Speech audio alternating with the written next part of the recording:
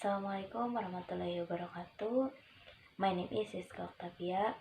Here I will read the story entitled Why the Crabs Has No Head.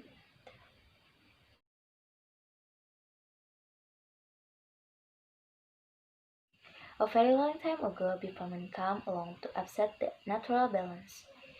All animals lived together peacefully, but in those days, none of the animals had heads of their own, except the elephant, who was the king of the animals.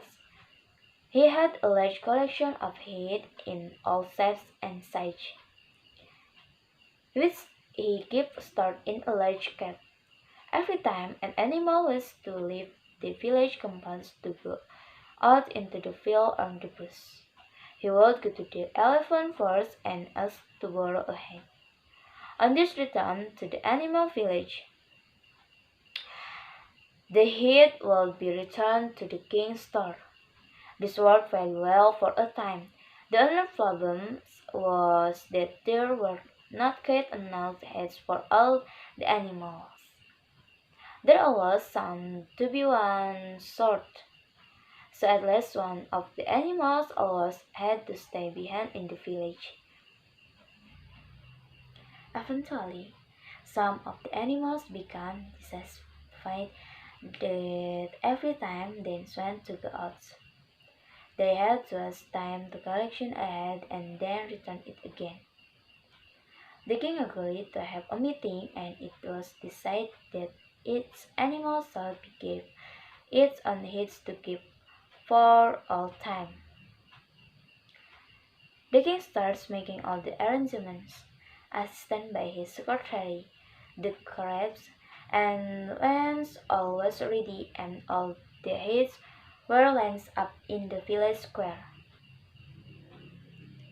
he sends all the cockerel who had been given a head for this purpose, to announce that all animals should come to the square so that the king could give a head. The cockerel learned the wall of the village, and everybody who heard the message runs to the square. When his dog had informed everybody and was just making his way back to the square, the cockerel spots the crab with his head wandering down a track on its way to the river bank. The cockerel advised him to make his way back to the square quickly, but Crab just crowed and the secretary of the king. He said, "The king will keep a head for me. I'm sure of it. I need to have a quickly bath. I'll see you by and by." And he sauntered on this way.